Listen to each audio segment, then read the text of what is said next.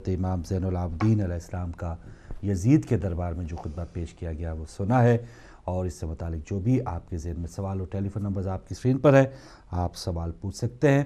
اور چلیں جتنی دیر میں آپ کی کال آئے، آغاز جو ہے سوال کا علامہ صاحب گفتگو میں جیسے سنا کہ جیسے حضرت امام زین العابدین علیہ السلام اپنے فضائل بیان فرما رہے تھے، وہیں پہ یزید نے ایک درباری مولوی جو ہے اس کی ڈیوٹی لگائی کہ تم ہمارے فضائل بیان کرو، بنو امیہ کے فضائل بیان کرو۔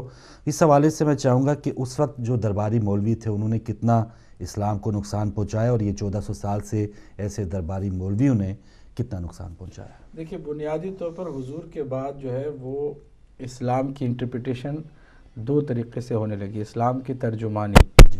ایک وہ لوگ کرتے رہے جو سرکاری تھے، جن کا تعلق سرکاری حکومت سے گورنمنٹ سے تھا، ان کی پالیسیز اور ان کے مفاد اور ان کے اپنے جو کچھ انٹرسٹ تھا اسی کے مطابق۔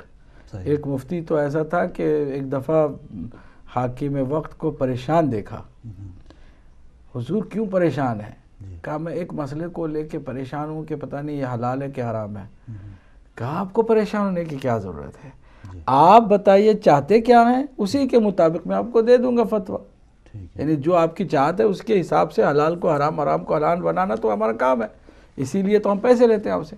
تو اس حد تک جو ایک سلسلہ تھا وہ سرکاری سلسلہ تھا۔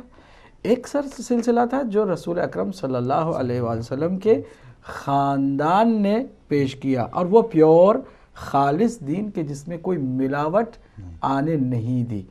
ان کے لیے قربانیاں دینی پڑیں، صحابہ کرام نے بھی، مقداد، عمار یاسر، حضرت میثم تمار، بعد میں پھر دیگر تمام صحابہ جنہوں نے قربانیاں دیں اس راہ میں، اور شہادتوں کا سلسلہ آج بھی جاری ہے۔ تو یہ ایک سلسلہ تھا سرکاری، اس میں بہت ہر دربار میں آپ کو مفتی نظر آئیں گے، بیٹھ کر کے فتویٰ دیں گے۔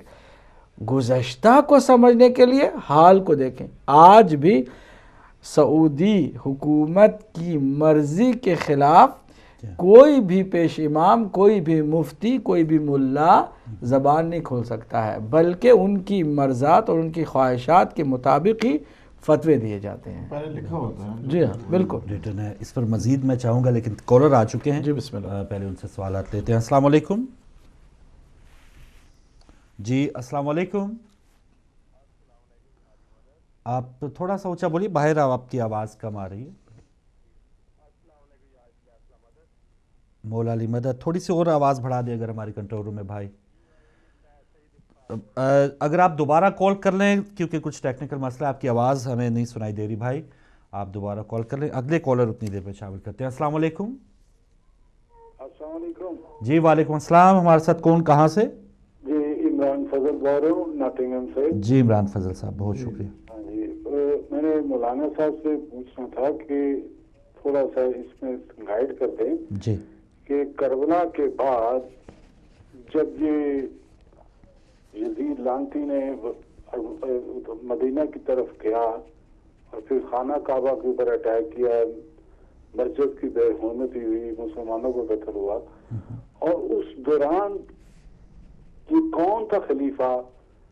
یزید تو مر چکا تھا، مرنے کے بعد کون خلافت پہ آیا تھا؟ یہ آل زبیر کس طرح مطلب انہوں نے کس طرح حکومت کو لے لیا، اور اس کے بعد کے حال بھی تھوڑا سا بتا دیں تو بڑی مہربانی ہوگی۔ ٹھیک ہے، بہت شکریہ عمران فضل صاحب۔ آپ کے بعد ایک اور کالر ہیں۔ السلام علیکم۔ السلام علیکم۔ وعلیکم السلام، فاروق بھائی خیریت؟ جی بہت شکریہ، آپ کو آواز آ رہی ہے؟ عبدالمجید بول رہا ہوں۔ اس کو بڑھا دیں آواز۔ تھوڑی سی۔ آپ حضرات کو السلام علیکم یا علی مدد۔ جی مولا علی مدد، عبدالمجید صاحب سکھر سے۔ فاروق بھائی، جی جی وہ مولوی تو پہلے تو تھوڑے سے تھے نا، آج زیادہ ہو گئے۔ یزید پولیس نے میدان کربلا میں گلشن رسالت کے مدنی پھولوں کو خاک و خون میں تڑپایا، اور آج یزید پلید کی نسل حسینیوں کو چن چن کر قتل کر رہی ہے۔ میں صرف اتنا کہوں گا، وہ تخت ہے کہاں، وہ تخت ہے کس قبر میں، وہ تاج کہاں ہے، اے خاک بتا زور یزید آج کہاں ہے۔ آخر دعاؤں کی درخواست۔ بہت شکریہ عبد المجید صاحب، بہت شکریہ. آپ کا سوال تھا کہ جو آج کی یزید کی نسل ہے وہ بھی مومنین کے ساتھ اسی طرح کا، تو میں چاہوں گا ہمارے بھائی جو ہیں وہ کچھ باہر جو آواز علماء کرام تک بھی پہنچے، کچھ ایسا اہتمام کر لیں. اگلے کالر کو شامل کرتے ہیں. السلام علیکم. وعلیکم السلام فاروق بھائی، میرے مرشد کو السلام علیکم اور قبلہ محترم کو بھی السلام علیکم. جی بہت شکریہ جان علی شاہ صاحب. سرکار، میرا پہلا سوال آپ سے یہ ہے کہ کربلا سے کوفے تک اور کوفے سے دمشق تک جی کتنے سادات کے بچے رستے میں گرے اور ان کی وہیں قبریں بن گئی جہاں پہ وہ گرے ہیں؟ ان کی تعداد کیا تھی؟ کیا کسی کو خیال آیا کہ کوئی بچہ اگر گر گیا ہے تو اس کی حفاظت کے لیے کچھ کیا گیا یا نہیں؟ تو آج بھی کہتے ہیں کہ قبریں اسی راستے پہ بنی ہوئی ہے سادات کی. ٹھیک ہے. اور دوسرا میرا سوال یہ ہے کہ یہ سورہ فتح کی آیت مبارکہ ہے کہ محمد اللہ کے رسول ہیں اور ان کے ساتھی جو ہے وہ کافروں پر بڑے سخت اور ان کے چہروں پہ سجدوں کے نشان ہیں اور رکوع کرتے ہیں. انجیل میں بھی ان کا ذکر ہے، تورات میں بھی ان کا ذکر ہے. تو سرکار میں اگر سمجھا سکوں اپنی بات، حضرت محمد مصطفیٰ صلی اللہ علیہ وآلہ وسلم سے کے وقت سے لے کر یہ ساتھیوں والا کہ کہیں پورا ہوا کہ کافروں پہ سارے ہی سخت ہوئے ساتھی ہے رسول اللہ صلی اللہ علیہ وسلم کے، یا یہ بات ہمیں صرف کربلا میں ہی نظر آتی ہے؟ ٹھیک ہے، میں سمجھاتا ہوں اپنی بات. بالکل صحیح شاہ صاحب، بہت شکریہ لوٹن سے آپ کی کال کا. آپ کے سوالات نوٹ کر لیے ہیں. جی آپ کے بعد ایک اور کالر. السلام علیکم. السلام علیکم. وعلیکم السلام فاروق بھائی، خصوصاً جی جی شاہ صاحب بہت شکریہ. جناب ڈاکٹر صاحب اور قبلہ آپ جی صاحب کی خدمت سلام عرض کرتا ہوں. میرا سوال یہ ہے فاروق بھائی کہ میں شام میں مسجد امیہ میں یا دربار یزید کہہ لیجیے وہاں کے معززنوں سے ملا ہوں، میں نے ان کے دستخط لیے ہیں. میں 7 آدمی سے وہاں ملا ہوں. ان کے نام صلاح العوانی، علی شیخ، ظہیر بہنون، یسر قدوس، یسر بہت، علی عبید، اسام البقا وغیرہ وغیرہ تھے. آج تک یہ رسم ہے کہ ہر اذان میں وہ 7 آدمی اکٹھے ہو کر اذان دیتے ہیں تاکہ جو جناب زینب یا جناب امام سجاد علیہ السلام کا خطبہ تھا اس میں خلل ڈالا جائے. یہ رسم آج تک ہے اور آج تک یہ ظالم پارٹی کے لوگ باوجود اپنی ظاہراً کامیابی کے اس حسین دشمنی اور یزید دوستی کو نہیں بھولے ہیں. آج تک کس سے مس میں ہوئے اور قرآن کا یہ کہنا ہے، قرآن کا حکم ہے ولا تعاونوا بالاسم والعدوان، اور یہ عدوان اور حدیں پھلانگنے میں آج تک اتنی آخر کیا دشمنی تھی کہ ظاہراً کامیابی جو کربلا میں وہ سمجھتے ہیں یزید کی، اس قدر دکھ اور رنج کس بات کا ہے جو آج 1400 صدیاں بیت جانے کے باوجود ذرا برابر بھی کم نہیں ہوا؟ آخر اس کی وجہ کیا ہے؟ بہت مہربانی. بہت شکریہ. مقصود حسین سید صاحب واٹ فورٹ سے آپ کا سوال نوٹ کر لیا. اگلی کالر ہیں. السلام علیکم. جی وعلیکم السلام. جی بھائی ہمارے ساتھ کون کہاں سے؟ جی میں جواد عباس بول رہا ہوں بولٹن سے. جی جواد عباس صاحب. جی بھائی سوال پوچھیے. جی میں نے پوچھنا تھا کہ 2 سوال ہیں میرے. جی کہ ولایت علی کیا نماز میں واجب ہے؟ اور آج کل لوگوں کو یا مدد بولتے ہیں تو وہ آگے سے جواب دیتے ہیں وعلیکم السلام، تو یہ اس پہ تھوڑی نظر ڈال دیجیے. اور دوسرا سوال؟ یہ دونوں سوال ٹھیک ہے. ٹھیک ہے بھائی. جواد عباس صاحب بولٹن سے آپ کے سوالات نوٹ کر لیے ہیں. جی اگلے کالر ہیں. السلام علیکم. ہاں فاروق بھائی السلام علیکم آپ کو. وعلیکم السلام بھائی. جی علامہ عباس شادی صاحب کو اور مولانا دین صاحب کو بہت مزدورانہ سلام پہنچے. وعلیکم السلام. جی اپنا نام بتائیں گے بھائی؟ جی میں قمر عباس بول رہا ہوں لندن سے. جی قمر عباس صاحب. جی 2 سوال پوچھنے تھے. ایک کہ یزید نے کربلا کے واقعے کے بعد جو ہے یہ اپنی فوجیں بھیجی تھی اس میں مدینے میں، اور وہاں پہ تمام صحابہ کی عورتوں کے ساتھ اس نے زیادتی کروائی تھی اور مدینے میں گھوڑے بھی باندھے تھے یا اس میں تو اس پہ ذرا روشنی ڈال دیجیے، بڑی مہربانی ہوگی آپ لوگوں کی. ٹھیک ہے، بہت شکریہ قمر عباس صاحب لندن سے، آپ کا سوال نوٹ کر لیا. اگلے کالر. السلام علیکم. ہلو، السلام علیکم. وعلیکم السلام جی، کون کہاں سے؟ مجھے مولانا سے سوال کرنے تھے. جی جی، تو اب کر سکتی ہوں یا پھر؟ جی جی، آپ سوال پوچھیے بہن، آپ لائیو ہیں، آپ سوال پوچھ سکتی ہیں. اچھا جی، تو ہماری طرف سے دونوں مولانا عابدی اور مولانا عدیل کو ہماری طرف سے بہت سلام. پوچھنا یہ چاہ رہی تھی کہ اہل سنت کے لوگ کہتے ہیں کہ عاشورہ جو لفظ ہے وہ 10 محرم کا ہے، اور یہ اس کی اہمیت جو ہے امام حسین کی شہادت سے بہت پہلے سے ہے. تو لفظ عاشورہ اسلام سے پہلے 10 محرم کو کہتے تھے، اور اللہ تعالیٰ نے اس کی بہت اہمیت رکھی تھی. ٹھیک ہے. ان کا کہنا ہے کہ 10 انبیاء کو دین پر ان کو آنر دیا گیا تھا 10 محرم کے دن. ٹھیک ہے. پھر ان کا یہ بھی کہنا ہے کہ اللہ کے پاس امام حسین کی اتنی اہمیت، بلند رتبہ تھا کہ اللہ نے ان کو شہادت اس دن دی تھی. تو اس کی یہ اہم دن پر ان کی شہادت رکھی تھی. تو ان کا کہنا ہے کہ شیعہ لوگ جو عاشورے کی اہمیت دیتے ہیں وہ امام حسین کی وجہ سے دیتے ہیں، حالانکہ یہ عاشورہ بہت پہلے، کائنات بننے سے پہلے یہ عاشورے کی اہمیت تھی. تو آپ اس پہ ذرا پلیز ہمیں ذرا ہدایت دیں. ضرور ضرور، آپ پروگرام دیکھتی رہیں بہن. شکریہ آپ کے سوال کا، اور بات کرتے ہیں اپنے اگلے کالر سے. السلام علیکم. السلام علیکم جی، میرا نام ذیشان ہے. جی ذیشان صاحب، وعلیکم السلام. 2 سوال ہیں جی.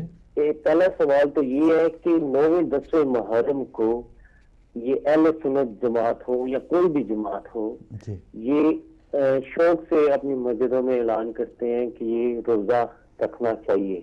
ٹھیک ہے. یہ اہل تشیع حضرات منع کرتے ہیں کہ اس دن فاقہ ہوتا ہے 10ویں محرم کو. ٹھیک ہے. اس کی کیا وجہ ہے، پلیز ڈیٹیل میں بتائیے گا. اور دوسرا سوال بھی میرا تھا یہ کہ جو اہل سنت جماعت ہے وہ سنت کیا ہے اور کس طرح ہے؟ جو اہل تشیع ہے وہ سنت پر نہیں ہے. چلیں، یہ میرے 2 سوال ہیں. ٹھیک ہے بھائی، بہت شکریہ.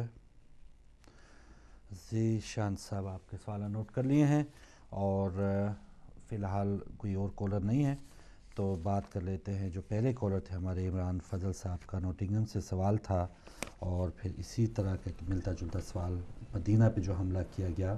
قمر عباس صاحب کا لندن سے علامہ صاحب آپ کی خدمت پیش کروں گا کہ اس وقت خلیفہ وقت کون تھے، اور مدینہ اور خانہ کعبہ میں جو حملہ کیا گیا، اور اس کے بعد پھر وہاں پہ صحابہ کرام کے ازواج، اور پھر جو وہاں پر مسجد نبوی کی بے حرمتی کی گئی، تو اس حوالے سے کچھ مزید گفتگو. بسم اللہ الرحمن الرحیم. دیکھیے، یزید جو شارب خمر ہے، فاسق اور فاجر ہے، اس نے تاریخ میں کچھ ایسے کام کیے ہیں کہ جو نہ فقط ننگے اسلام بلکہ ننگے انسانیت رہے ہیں.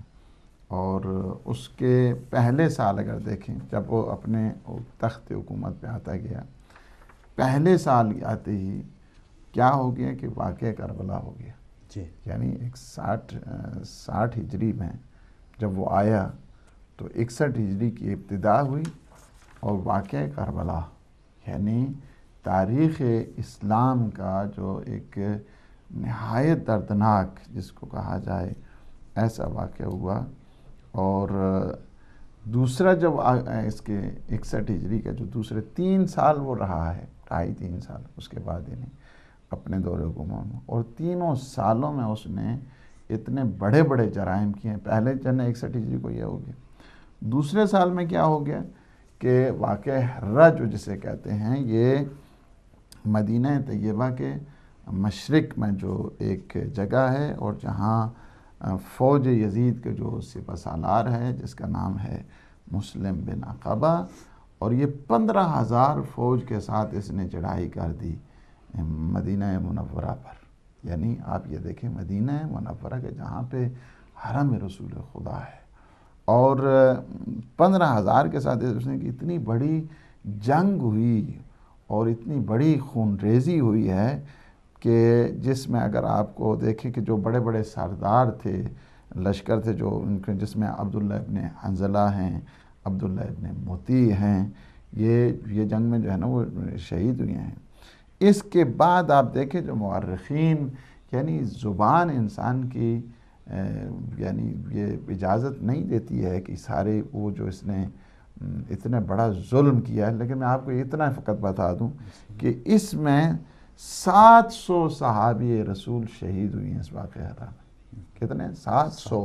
یہ آپ تاریخ خلفاء لے لیں، اس میں جو ہے نا پڑھ لیں، اہل سنت کی بڑی معتبر کتابوں میں، جس میں 700 کیا ہے صحابی رسول شہید ہوئے، 10,000 وہاں پہ جتنے وہ عوام تھی جو سول لوگ تھے، 10,000 اس میں جو ہے شہید ہوئے۔ اور پھر انہوں نے جو جرم اور ظلم جس کو کہا جائے، اور انہوں نے اخلاقی بدکرداری کی ہے وہاں پہ، اس میں 300 جو باقرہ لڑکیاں تھیں اور کنواری تھیں، انہوں نے زیادتی کی کہ جس کے بعد جو ہے نا وہ ایک، یعنی آپ کو زبان اجازت نہیں دیتی، چونکہ یہ سٹیج اس قسم کا ہے ہدایت کہ یہاں پہ ہم ساری باتیں کھول بھی نہیں سکتے ہیں، لیکن یہ ہے کہ پہلے سال دیکھیں یزید نے کیا کیا کہ واقعہ کربلا ہے، دوسرے سال دیکھیں واقعہ ہیرا ہو گیا، تیسرے سال، اور اس نے فقط یہ نہیں ہے، 3 دن تک اتنا قتل و خون ہوا مدینہ کی کہتے ہیں تاریخ میں کہ اس نے مدینہ رسول میں پیغمبر اسلام کی مسجد میں انہوں نے گدھے اور خچر کو باندھا گیا، 3 دن تک نہ نماز ہوئی وہاں پہ، اور 3 دن تک نہ اذان ہوئی۔ یہ حالت یعنی تاریخ خلفاء میں دیکھیں، صفحہ نمبر جو ہے نا وہ 209 پہ آپ کو اس کی جو ہے نا پوری ڈیٹیل مل جائے گی۔ تیسرے سال کیا ہو گیا؟ تیسرے سال جس نے خانہ خدا پہ حملہ کر دی، خانہ خدا کو اس نے خچر باندھے، وہاں پہ استبل بنایا، اور ذہبی نے یزید کے متعلق یہی لکھا کہ اس کو میں چونکہ اب پروگرام نہیں ہے، یہ جواب کا ہے تو مختصری کرنا چاہیے۔ کان ناصبین فضن غلیظن یتناول المسکرہ ویفعل المنکرہ افتتح دولتہ بقتل الحسین واختتمہا بوقعۃ الحر فمقتہ الناس ولم یبارک فی عمرہ۔ یزید بڑا ہی سخت و سنگین اور ظالم قسم کا جو علانیہ شراب پیتا تھا، برائیوں کا مرتکب ہوا کرتا تھا، اور اس نے اپنی حکومت کا جو افتتاح ہے شہادت حسین، یہ ذہبی کہتا ہے، اور جو ان کی کتاب ہے شذرات الذہب، ابن عباد حنبلی ہیں، جلد نمبر 1 ہے اور صفحہ نمبر 69 ہے، اور سیر اعلام نبلا کی جلد نمبر 7 اور صفحہ نمبر 38 پہ بھی یہی جو ہے نا عبارت ہے کہ جس نے اپنی حکومت کا آغاز جب کیا اور شہادت حسین ابن علی علیہ السلام واقع ہوئی، اور اس کا اختتام جو ہے نا واقع حرا کی صورت میں کیا کہ جس کی وجہ سے لوگوں نے اس سے نفرت کیا اعلان کیا، اور خدا نے اس کی عمر میں برکت نہیں رکھی ہے۔ یہ اہل سنت کے بڑے بڑے ہیں، مزید جو ہے چاہیے تو یہاں پہ کافی ایک ہے، میں سمجھتا ہوں ان کے سوال کا جو ہے جواب اس حد تک تھا کافی۔ ٹھیک ہے، ایک اور کالر شامل کر لیتے ہیں۔ السلام علیکم۔ وعلیکم السلام جی بھائی، ہمارے ساتھ کون کہاں سے؟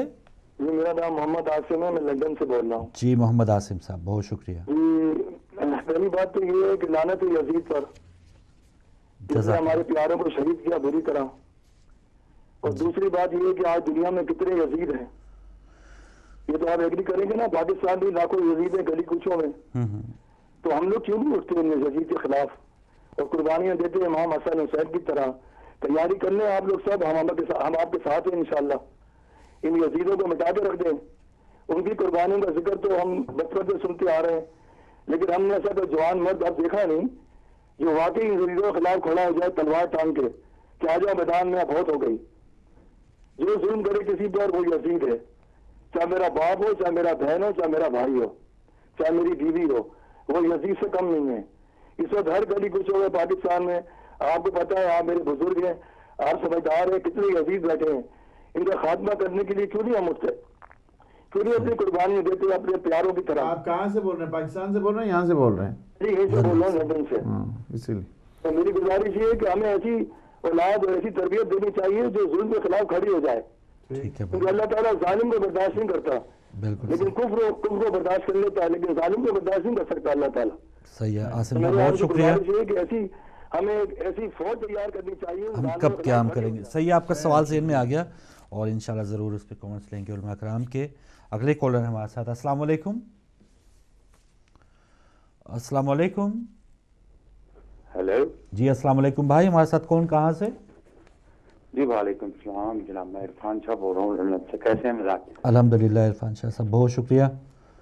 प्रोग्राम माशाल्लाह आपका बहुत खूबसूरत जा रहा है, मेहरबानी।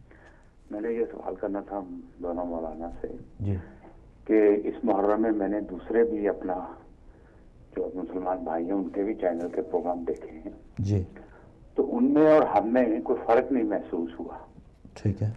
जिक्र हुसैन अलैहिस्सलाम उन्होंने भी किया है, हमने भी किया है, वो भी रोए हैं उनके ऊपर, हम भी रोए हैं। सिर्फ मातम और जंजीर जनी के अलावा मैंने कोई फर्क नहीं देखा उनमें और हम में।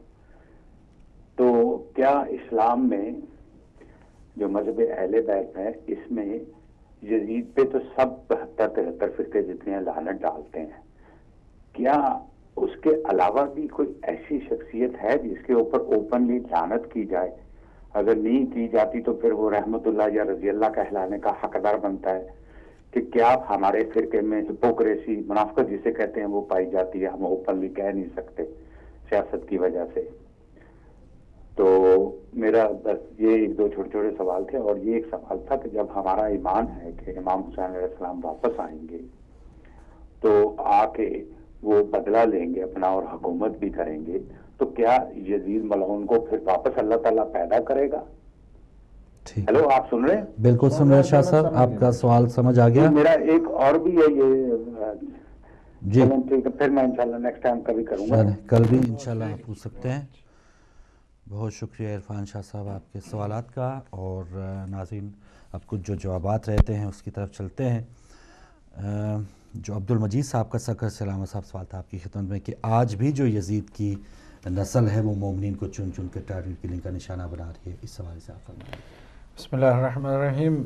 नस्ल का तो खैर कोई पता नहीं है, लेकिन ये कि सोच, यजीदी सोच बहरहाल वो पनप भी रही है और उसकी सपोर्ट जो है ना दज्जाली क़ुव्वतें कर रही हैं और लगातार दज्जाली क़ुव्वतों से यजीदियत जो है वो सर उठाए हुए है। और सिर्फ पाकिस्तान ही में नहीं, आप देखिए इराक़ में अक्सरियत शियों के, वहाँ पर भी यजीदी जो है शियों के कत्ल आम को और शियों को कत्ल करने में आगे आगे नज़र आते हैं। शाम के हालात आप देखिए, बहरैन में अक्सरियत शियों की है, लेकिन यजीदी किस तरह इस्मत दरी और कत्ल गारत और सर तन से जुदा करना और ये सारी चीज़ें वो जारी रखे हुए हैं। पाकिस्तान भी है, अफ़गानिस्तान भी है, दीगर इलाक़ों में ये सब कुछ हो रहा है। तो असल में इसके मुकाबिल में सबसे बड़ी जो बात है जो मैं महसूस करता हूँ कि उस पर काम नहीं हो रहा सही मानों में, वो अवेयरनेस का पैदा करना है। लोगों में ज़्यादा से ज़्यादा मालूमात फराहम किए जाएँ। लोगों को नहीं मालूम है, अभी भी नहीं मालूम है। यानी एक बहुत बड़ा मसला उम्मत मुस्लिमा में ना जानने और जहालत का है। जब जहालत है, नहीं मालूम है क्या है, तारीख़ से तो बिल्कुल दूर रख दिया गया है, किताबों से तारीख़ वो के मदरसों से तारीख़ी किताबों को हटा दिया गया है, उलमा को नहीं मालूम है, बड़े बड़े मुल्ला हैं उनको तारीख़ के बारे में कुछ नहीं मालूम है, या फिर कह देते हैं कि तारीख़ तो कूड़े के उसमें डाल दो ठोकरी में, इसकी कोई हैसियत नहीं है, हमें सिर्फ हदीस पे काम करना। भाई हदीस पे काम करो, लेकिन हदीस भी तो तारीख़ के ज़रिए से तुम तक मिली है, तारीख़ के बगैर तो हदीस भी तुम्हें नहीं मिल सकती। तो ये तारीख़ के मुताले को ज़्यादा से ज़्यादा करना चाहिए, लोगों को मालूम होना चाहिए। और इसलिए नहीं कि हमें किसी पुराने मुर्दे को उखाड़ना है, इसलिए कि हम अपने माजी को पढ़ के मुस्तकबिल को संवारना है, आईना बनाना है। कई बार हम कह चुके हैं, ये बहुत कमी है इसकी। दूसरी बात जो है वो ये कि इस्तिकामत होनी चाहिए मज़लूमों के अंदर, और वो मुनज़्ज़म होंगे तो इंशाअल्लाह यजीदियत को ज़रूर अल्लाह सुब्हानहू व तआला रुस्वा करेगा। हर ज़माने में ज़ालिम जो है वो रुस्वा होते हैं, ऐसी बात नहीं है कि उन्हें कोई इज़्ज़त मिलती है, लेकिन ये कि जुल्म जब बढ़ जाता है ना तो اس کے مٹنے کا بھی انتظام وہ خود کرتا ہے. تو یہ ظالم جہاں ظلم کرتا ہے وہیں اپنے ہی قبر کو کھودتا ہے کہ اپنی تباہی جو ہے خود اپنے ہاتھوں سے کر لے. اللہ سبحانہ وتعالیٰ کے جو وعدے ہیں وہ اپنی جگہ پہ ہیں، لیکن ہمیں بھی کوشش کرنا چاہیے. یہ نہیں کہ ہاتھ پہ ہاتھ دھرے بیٹھے ہیں. جیسے عاصم صاحب کا سوال میں چاہوں گا اسی میں آپ جی بالکل بڑھا دیں کہ ہم کب قیام کریں گے، کیسے ان کا مقابلہ دیکھیے قیام کا آپ کو منظم ہو کر کے کوئی وار یا جنگ نہیں کرنا ہے. بہت سارے کام جو ہے حکومتی کام ہے، سرکاری کام ہے، فوج کرتی ہے، نہیں کر رہی ہے تو وہ ذمہ دار ہے. ہمیں متحد ہو کر اپنے حقوق کو حاصل کرنے کے لیے لگاتار احتجاج کرنا ہے، پرامن طریقے سے بھی کرنا ہے. ہاں جہاں کہیں کوئی آپ پر اٹیک کرتا ہے تو آپ کو دفاع کا پوری دنیا میں فطری حق حاصل ہے آپ کو، اور یہ جانوروں کے پاس بھی حق حاصل ہے. آپ اس حق سے فائدہ اٹھائیں بجائے اس کے کہ ہم جہاں خطرات ہیں وہاں سے بھاگنے لگیں یا ان جگہوں کو چھوڑ کر کے اپنی جان کی فکر کریں. اس کا الٹا کریں کہ ہم جمے رہیں، مقابلہ بھی کریں، ساتھ ہی ساتھ کسی بھی ہمیں بڑی خوشی ہوتی ہے اگر پاکستان سے وہ فون آتا. جی یہ بھی ہے، چونکہ یہاں آ گئے ہیں تو ظاہر یہاں آسان ہے بات کرنا. تو کسی بھی انسان کو، کسی ایک جانور کو بھی بے جا اذیت نہ پہنچانا ہمارا معیار ہے، ہمارا شعار ہے. اور یہی وجہ ہے کہ وہ لوگ ہماری اس کو کمزوری سمجھتے ہیں، اس بات کو.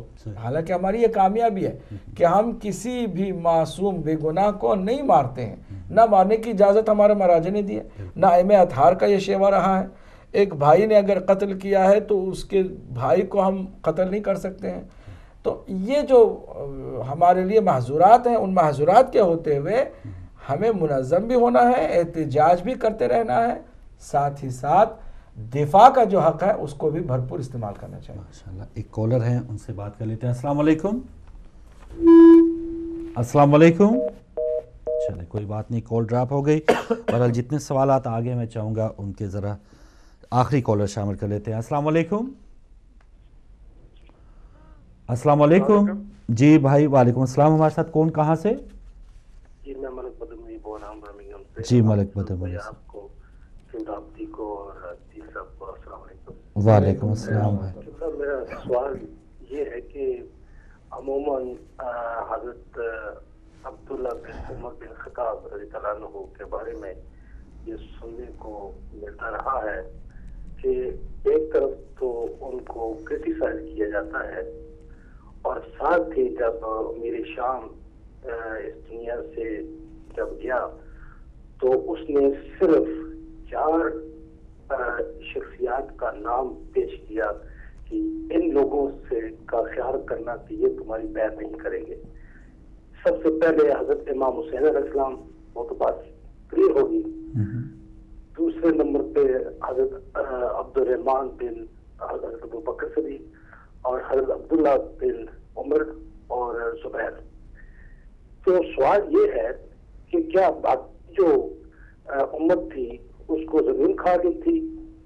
عجیب بات ہے کہ 4 آدمیوں کا نام دیا، اور ساتھ یہ بھی سننے کو ملا ہے کہ حضرت عبداللہ بن عمر رضی اللہ عنہ نے حضرت علی علیہ السلام کی بیعت نہیں کی تھی.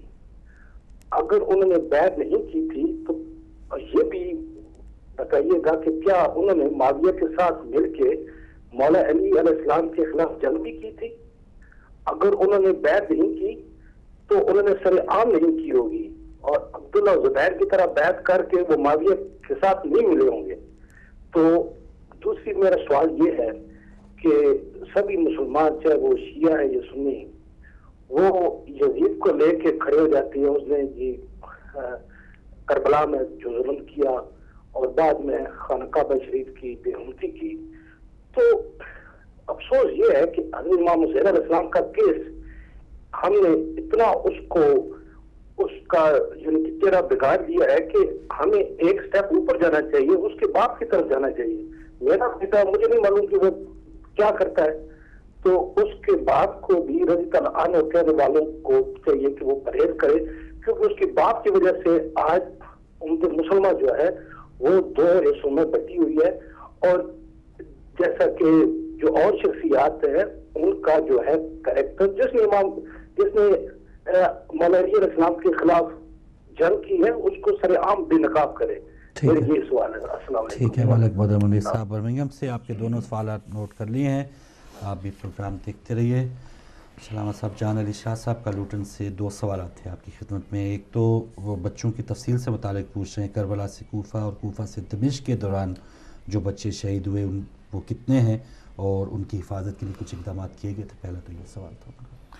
دیکھیں وہ چونکہ کل بھی ہم یہی چیز جو ہے نا وہ عرض کر رہے تھے کہ سلسلہ جو مظالم کا تھا وہ اس قدر سفاکیت اور ظلم کے ساتھ تھا کہ جس کی وجہ سے بعض بچے گرے ہیں اور شہید ہوئے ہیں، پھر اس راستے میں ان کی قبریں. بعض ہم نے جو ہے ان بچوں کی تفصیل اس کتاب جو زینب عالیہ سفر کے دوران جب تھا اس میں بھی ذکر کیا ہے. مزید بڑی جو تفصیل جو مقتل کی کتابیں ہیں اس میں پوری ڈیٹیل کے ساتھ یہ سارا جو ہے نا وہ سلسلہ موجود ہے، اور کچھ ہم نے تذکرہ یہاں پہ بھی کیا ہے ان پروگرام کے دوران بھی. تو یہ تو رہا ہے، مزار بھی موجود ہیں، قبریں بھی موجود ہیں، ایک سلسلہ ہے. بس دعا یہ ہونی چاہیے کہ یزیدی جو اس وقت تکفیری گروہ ہے کہ جن کا کام ہی شرک اور بدعت ہے، اور ان سے اللہ ان سارے مسلمانوں کو بچائے اور سارے ہمارے جتنے مزارات مقدسات ہیں ان کی حفاظت فرمائے. الہی آمین. اچھا، انہیں کا دوسرا سوال تھا سورہ فتح کی ایک آیت کا مفہوم وہ بتا رہے تھے. حضور صلی اللہ علیہ وآلہ وسلم کے ساتھی جو ہیں وہ دشمن پر سخت ہوں گے، تو ایسا مرحلہ حضور کے حیات طیبہ میں آیا تھا یا اس سے جو آیت مراد ہے نا کہ اشداء علی الکفار رحماء بینہم، یعنی وہ واقعہ جو ہے نا انجیل میں بھی ہے، اور جو معہو کا لفظ ہے وہاں اس سے مراد ایک ایسا ہی نور ہے کہ جو امیر المومنین علی ابن ابی طالب علیہ السلام کے جس کی مصداق اول ہیں، اور وہ جن کا تذکرہ آپ کو ایلیہ کی صورت میں ملتا ہے، مختلف ناموں کی صورت میں ملتا ہے، اور یہ آپ کو جو مقدس کتابیں آسمانی اس میں بھی ملے گا. بعد میں تھوڑا سا اس کو بڑھایا گیا ہے اور اشعار کی صورت میں بھی آیا. بعض نے اس پہ شعر بھی لکھے ہیں کہ وہ حلقہ یاراں تو بریشم کی طرح نرم، رزم حق و باطل ہو تو فولاد ہے مومن. یہ خود اقبال کے ان اشعار میں سے یہ ہے، لیکن اس کا حقیقی جو مصداق ہے وہ علی ابن ابی طالب ہیں کہ جنہوں نے کبھی بھی اپنی ذات کو نہیں دیکھا ہے بلکہ ہمیشہ مرضی پروردگار کو دیکھا ہے. اور جس میں اگر آپ خود یہ جنگ احزاب کو دیکھیں، جنگ خندق کو دیکھیں کہ جو عمر ابن عبدود ہے اس کے سینے پہ بیٹھنے کے بعد جب وہ گستاخی کرتا ہے تو امیر المومنین اٹھ کے کھڑے ہو کے ٹہلنا شروع کرتے ہیں. صحابی پریشان ہو جاتے ہیں کہ پتہ نہیں کیا خبر ہونے والی ہے، پھر نہیں کہیں واپس آ جائے. لیکن اس تھوڑی دیر کے بعد پھر اس کو قتل کرتے ہیں. سب سے پہلے اس کی ٹانگ کے اوپر ضرب لگائی، کیونکہ اس نے ایک جانور جو گھوڑا تھا اس سے اس نے ضرب اپنے وہ جلال دکھانے کے لیے، تو سب سے پہلے حملہ اس کی ٹانگ پہ کیا اور فرمایا کہ تجھے اب درد ہو رہا ہے نا، اسی طرح اس جانور کو بھی تھا. تو صحابیوں نے جب پوچھا کہ یا امیر المومنین آپ چہرہ دشمن، اس نے جب دشمن نے اس طرح گستاخی کی آپ نے کچھ دیر کے بعد ٹہلتے رہے تو یہ کیا وجہ تھی؟ فرمایا کہ میں اپنے جذبات کی وجہ سے کسی دشمن کو نہیں قتل کرنا چاہتا، اپنے غصے کی وجہ سے ہمیشہ مرضی پروردگار دیکھتا ہوں. اور یہی آیات کا اگر آپ مصداق دیکھنا چاہتے ہیں کہ کیا ہے کہ نفس ابتغاء مرضات اللہ، یعنی اللہ کی مرضی کے تحت جو ہمیشہ مرضی پروردگار کے تحت ہیں. جس طرح مرضیون، جس طرح خود امام سجاد کے خطبے میں بھی ہے کہ رضیون، ہمیشہ اللہ سبحانہ و تعالیٰ کی خوشنودی اور رضا کے تحت رہے ہیں. تو وہ اس سے جو مصداق بارز ہیں وہ امیر المومنین علی ابن ابی طالب علیہ السلام کی ذات ہیں. اور بعد میں ظاہر جنگوں میں تو سب کو حالات پتہ ہیں، اور تاریخ نے کسی بات کی جو ہے نا وہ باتیں تو نہیں چھپائی ہیں. اور جنگ احد کا بھی تذکرہ ہم نہیں اس کو چھیڑنا نہیں چاہتے، اللہ نے معاف کیا وہ ساری چیزیں وہ ایک الگ چیز ہے. لیکن جو صورتحال جنگ کی رہتی تھی، حنین کے واقعات دیکھیں، اس کے بعد احد کے واقعات کو دیکھیں، بعض کی جو ہے نا وہ سپیڈیں بڑی تیز تھیں، بہت ساری چیزیں تھیں اس میں، ایسا نہیں ہے کہ نہیں تھا. لیکن باہر کا وہ ایک سلسلہ ہے اشداء علی الکفار، آپ کو جسٹیفائی کرنا پڑے گا اور آپ کو دیکھنا پڑے گا، لیکن ان کا ہم نے مصداق آپ کو بتا دی۔ جزاک اللہ، بہت شکریہ مقصود حسین سید صاحب۔ کلام صاحب خدمت میں آپ کی خدمت میں سوال ہے کہ جو 7 اذانوں کی جو روایات ہیں وہ آج بھی ہیں جو رسماً ادا کی جاتی ہیں، وہ پہلے بھی پروگرام میں بیان ہوئی ہیں، تو اس حوالے سے بتائیں کہ اس کی کیا وجہ ہے، اور 1400 سال ہو چکے بغض اہل بیت اب بھی ہے، اس کی کیا وجہ ہے؟ بسم اللہ الرحمن الرحیم۔ اس کی وجہ خود سب سے پہلے جو بغض کی بنیاد رکھنے والے اور اس کو پروان چڑھانے والے نے بتا دی ہے۔ ایک وقت جو ہے وہ سعد بن ابی وقاص جو ہے وہ معاویہ ابن ابی سفیان کے ساتھ رات میں بیٹھے ہوئے تھے، اور وہ شراب تھوڑی سی پی رہا تھا، کہہ رہا تھا کہ تھوڑا بہت پی لو تو کچھ نہیں ہوگا۔ کہا کہ میں تو حیران ہوں کہ تم شراب بھی پیتے ہو، مجھے نہیں پتا تھا۔ بہرحال تو پھر وہ سعد بن ابی وقاص کہتے ہیں کہ میں نے کہا معاویہ ابن ابی سفیان سے کہ بھائی اب تمہاری حکومت مضبوط بھی ہو گئی ہے، اب علی بھی شہید ہو گئے، اس دنیا سے چلے گئے، امام حسن کا بھی تم نے پتہ صاف کر دیا، تمہارے لیے کوئی رکاوٹ نہیں ہے، تو اب یہ بغض والی بات ممبروں سے بار بار ان پر لعن طعن کرنا، اس کو کیوں تم جاری رکھتے ہو؟ ختم کر دو، ہو گیا، آپ نے تم حکومت لے لی ہے، سب کچھ ہو گیا ہے، ابھی کیا کرنا ہے؟ تو جواب میں اس نے کہا کہ ساتھ تمہیں نہیں معلوم، جب ٹھنڈ سے لوگ کانپ رہے ہوتے ہیں اور سب لحاف کے نیچے ہوتے ہیں، ایسے موقع پر بھی فجر کی اذان ہوتی ہے، اور اذان میں اشہد ان محمد رسول اللہ کی آواز گونجتی ہے۔ بنی ہاشم کا ایک سپوت محمد صلی اللہ علیہ وسلم، ان کی آج بھی لوگ بات سنتے ہیں، ان کا دین چلتا ہے، ان کی شریعت چلتی ہے، تو میں کیسے خاموش رہ جاؤں؟ مطلب اس کا یہ تھا کہ علی اور اولاد علی سے دشمنی بھی حقیقت میں رسول اللہ کی وجہ سے ہے۔ دین جب تک زندہ رہے گا یہ ان کا بغض پلتا رہے گا، یہ اس نے واضح کر دیا۔ آج بھی اگر دنیا میں حقیقی اسلام کا ایک چہرہ ہے اور درخشاں ہے، عزت اللہ نے دی ہے، تو یہ ان کے لیے بہت مصیبت کی بات ہے، کھلتا ہے انہیں، بہت تکلیف ہوتی ہے۔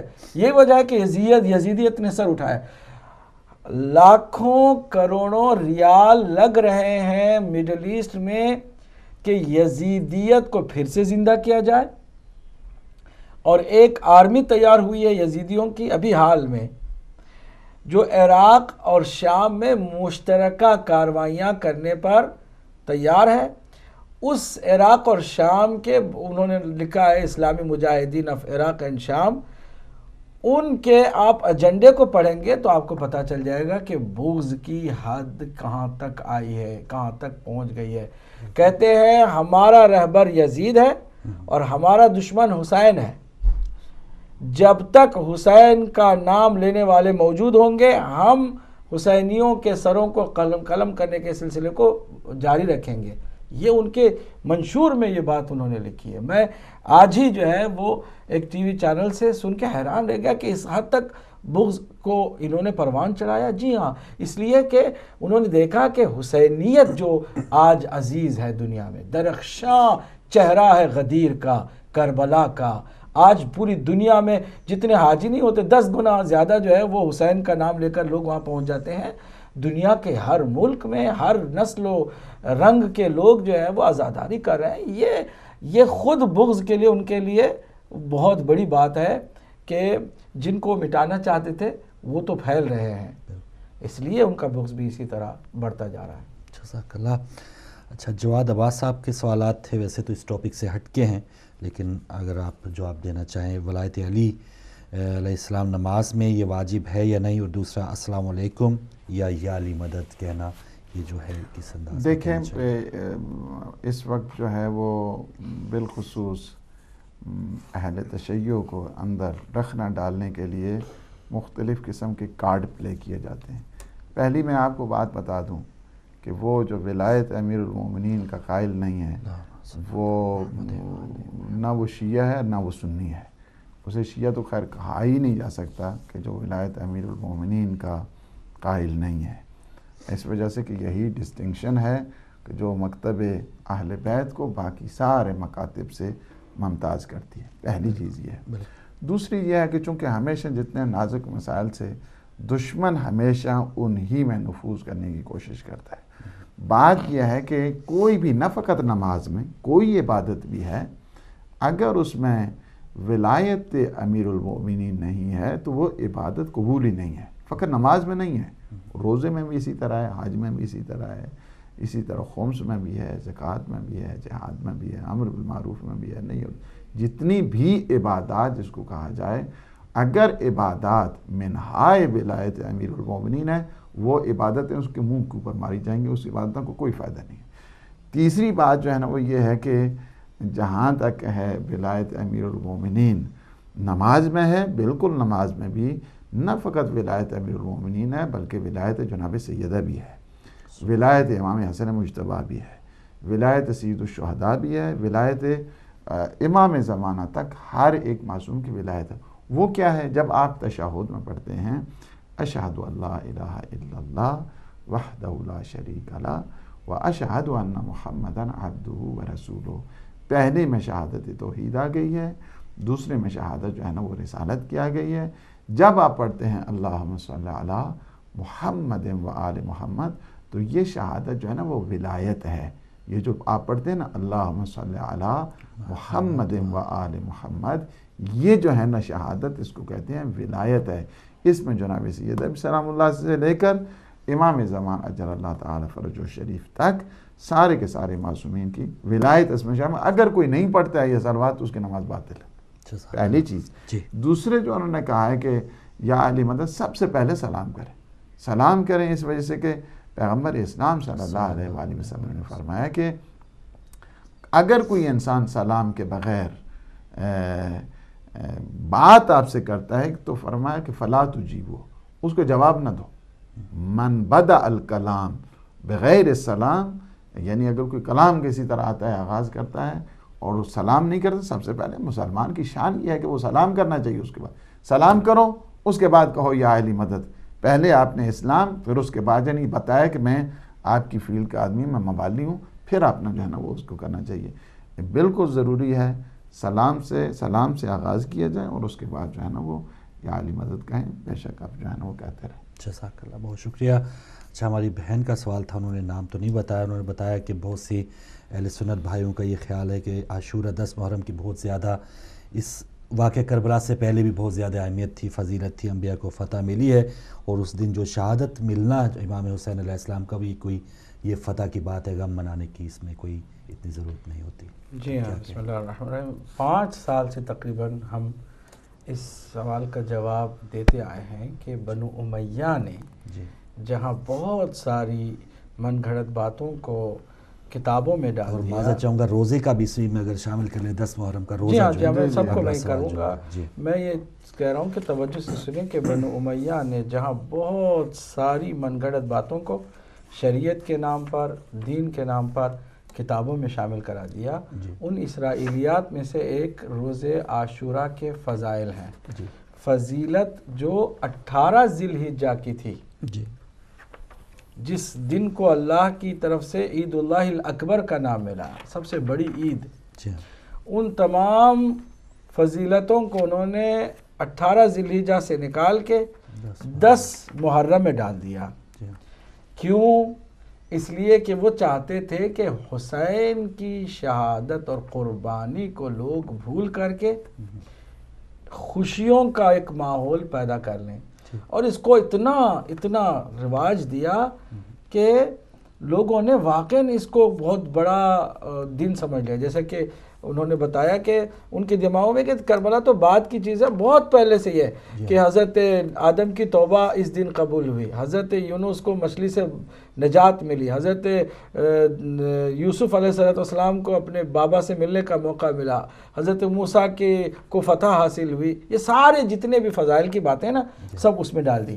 تاریخ کا انہوں نے رد و بدل کیا ہے، 18 ذی الحجہ کی جگہ پہ 10 محرم کر دیا ہے، صرف اس لیے کہ عاشور میں جو قربانی ہے، عظیم قربانی، جسے قرآن نے ذبح عظیم کہا ہے، وَفَدَيْنَاهُ بِذِبْحٍ عَظِيمٍ، اس ذبح عظیم کی عظمت کو گھٹانے کے لیے انہوں نے یہ کیا ہے، انہوں نے اس دن کو عید کا دن ڈکلیئر کیا ہے۔ اور لوگوں نے جب پوچھا ہے کہ یہ کیا یزید کی کامیابی کے لیے ہم خوشی منائیں، کہا نہیں، خالی یہی نہیں ہے، اس سے پہلے بھی بہت اس میں انبیاء کو کامیابی ملی ہے. تو یہ ایک بنو امیہ کی سازش ہے، اور اس کے لیے میں کتابوں کی طرف یہ رجوع کرتے نا تو ان کو جواب مل جاتا. کیا کریں کہ لوگ خالی ممبروں سے اور تقریروں سے، اسٹیج سے جو سنتے ہیں وہی دین سمجھتے ہیں. جیسے وہ کتاب اللہ و سنتی والی حدیث ہے، اللہ کے نبی نے فرمایا میں تمہارے درمیان 2 چیزیں چھوڑ کے جا رہا ہوں، قرآن اور اہل بیت.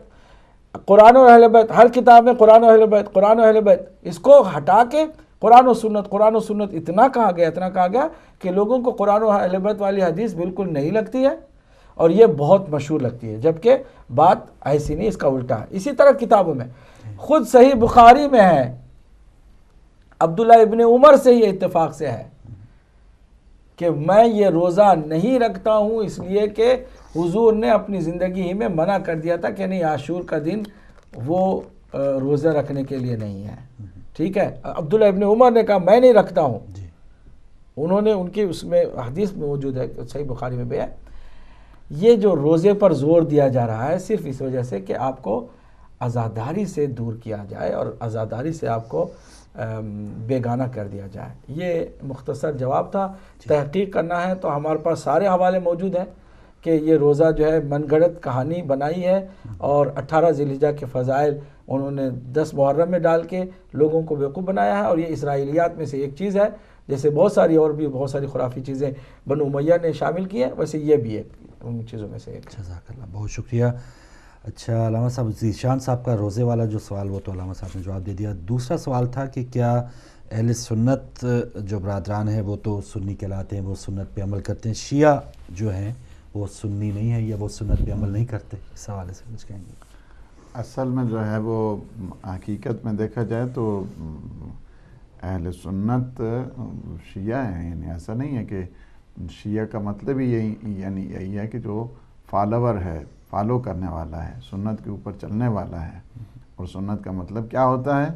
قول معصوم، فعل معصوم، تقریر معصوم، کہ جو پیغمبر اسلام کی باتوں کو بھی مانے اور ان کے فعل جو ہیں اسے بھی مانے، اور پیغمبر اسلام نے جس پہ رضایت کا اعلان کیا ہے اس کو بھی مانے.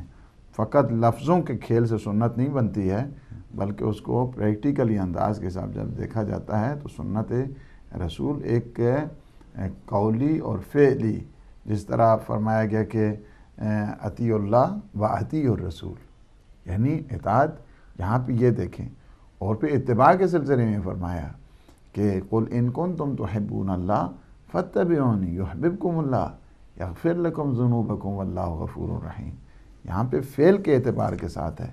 پھر فرمائے ہر ایکشن کے اعتبار کے ساتھ، ما آتاکم الرسول فخذوہ وما نہاکم عنہ فانتہوا. اور جس طرح خود امیر المومنین فرماتے ہیں کہ ہم ہی اہل جو ہیں وہ سنت ہے. والجماعت جو ہے نا بعد میں لگا ہی، خیر یہ جو سلسلہ ہے والجماعت کا یہ اس میں نہیں ہے، یہ بعد کا سلسلہ ہے کہ جو معاویہ ابن ابی سفیان نے وہاں سے یہ جو والجماعت کے ساتھ، تاکہ جو ہے نا کنسنسز اور اس کو جو ہے نا ڈیولپ کیا جائے. میں سمجھتا ہوں اس میں بہترین کتاب جو ہے نا وہ خود ڈاکٹر تیجانی کی ہے، اس کو ضرور پڑھیں. اور وہ بھی کنورٹڈ تھے، بہت بڑے مفتی اور بہت بڑے ڈاکٹر ہیں کہ جنہوں نے ریسرچ کے بعد ان کی کافی کتابیں ہیں، اور ان کی کتابیں میں سمجھتا ہوں کہ ہزاروں کی تعداد میں سمجھتا ہوں چھپ چکی. ایک ان کی کتاب کا نام ہی ہے کہ شیعہ ہی اہل سنت ہے. اس کتاب کا جو عنوان ہے اسی پہ تقریباً جو ہے 400-500 پیجز کی جو ہے نا وہ لکھی گئی ہے، پورے ادلہ کے ساتھ اور پورے دلائل کے ساتھ ہے. اس کو ضرور پڑھیں. اور اس کتاب میں جو ایک خاص بات ہے میں چاہوں گا تھوڑا سا ان کی شاید دلچسپی میں اضافے کا سبب بنے، یہ کہ انہوں نے کہا کہ جب میں ایک شیعہ عالم سے بات کرنے لگا اسی سلسلے میں تو انہوں نے پوچھا کہ آپ بتائیے کہ آپ اہل سنت ہیں؟ کہتے ہیں ہاں ہم اہل سنت ہیں. کہا آپ اہل سنت کس طرح ہیں؟ کیونکہ آپ کی شریعت یا امام ابو حنیفہ سے ہے، یا امام مالک سے ہے، یا پھر امام ابو احمد بن حنبل سے ہے، یا امام شافعی سے ہے. انہی میں سے 4 میں سے ایک ہے نا؟ کہتے ہیں ہاں. تو یہ جو 4 ہستیوں سے کسی ایک سے بھی آپ نے لی ہے، شریعت کے احکام سارے لیے، اس پر عمل کر رہے ہیں، کیا یہ رسول اللہ کے زمانے میں تھے؟ اور کہتے ہیں میرے ذہن میں کبھی اس طرح کا سوال پیدا ہی نہیں ہوتا. میں نے کہا مجھے اس کا اندازہ نہیں. کہا نہیں وہ نہیں تھے، آپ جا کے دیکھیں. صحابہ میں سے بھی نہیں تھے، اہل بیت میں سے بھی نہیں تھے. تو آپ حنبلی ہیں، شافعی ہیں، مالکی ہیں، سب کچھ ہیں مگر محمدی نہیں ہیں. یعنی محمد مصطفیٰ صلی اللہ علیہ وآلہ وسلم کی سنت پر عمل کرنے کی بات کریں نا. اہل سنت کا مطلب ہے کہ سنت نبی صلی اللہ علیہ وآلہ وسلم پر عمل کرنے والے. نہ نبی کی سنت اہل بیت سے لے رہے ہیں، نہ صحابہ سے لے رہے ہیں. حضور کے 80 سال بعد جو لوگ آئے ان میں سے کسی ایک کا آپ وہ کر رہے ہیں. آپ جا کے مطالعہ کریں یہ نام اہل سنت کا کہاں سے آیا، اور یہ تشیع لفظ شیعہ جو ہے یہ کہاں سے آیا. شیعہ قرآنی روٹ ہے اس کی. وَإِنَّ مِن شِيَعَتِهِ لَإِبْرَاهِيمَ، حضرت ابراہیم کو اللہ نے فرمایا کہ وہ شیعہ تھے، رسول اللہ کے شیعہ تھے یا حضرت نوح کے شیعہ تھے، بہرحال وہ شیعہ تھے. شیعہ کا لفظ جو ہے وہ آیا ہے، یہ مذہب کا نام نہیں ہے، جو فالوور ہے حقیقت میں جو فالو کرے وہ شیعہ ہے. اب پھر رسول اللہ کی زبان پر بھی آیا، قرآن کا بھی لفظ ہے شیعہ، اور رسول اللہ نے بھی فرمایا یا علی انت و شیعتوں کا. اب باقی اہل سنت والجماعت کا جو نام ہے یہ کہاں سے آیا ہے؟ تو حضرت رسالت مآب صلی اللہ علیہ وسلم کے بعد امت میں کافی عرصے کے بعد معاویہ ابن ابو سفیان نے اس نام کو رواج دیا اور اس کو پھیلایا. جا کے تاریخ میں دیکھ لیں، اہل سنت والجماعت کا نام اکثریت کو جس نے دیا اس کا نام ہے معاویہ ابن ابو سفیان. صحیح ہے، جزاک اللہ. ٹائم ختم ہو گیا. علامہ صاحب 2 سوالات ہیں، انشاءاللہ کل کے پروگرام میں اس کا جواب لیں گے کیونکہ اگلا پروگرام بھی لائیو ہے. تو ناظرین، آپ نے عاشورہ کے بعد کا 10واں پروگرام دیکھا ہے. مجھے امید ہے بھرپور آپ ان پروگرام سے استفادہ کر رہے ہوں گے، اور علماء کرام کا بہت شکریہ، آپ نے وقت دیا. اور لگاتار 10واں پروگرام ناظرین جو آپ نے دیکھے ہیں، ایک تاریخ مرتب ہو رہی ہے، اور اس کی DVDs بھی کوشش کریں گے آپ کو یہ پروگرامز کی DVDs بھی مہیا کی جائیں. تو انشاءاللہ کل 11ویں پروگرام میں ایک بار پھر ملاقات ہوگی. تب تک کے لیے اپنا خیال رکھیے گا. اجازت دیجیے. اللہ حافظ.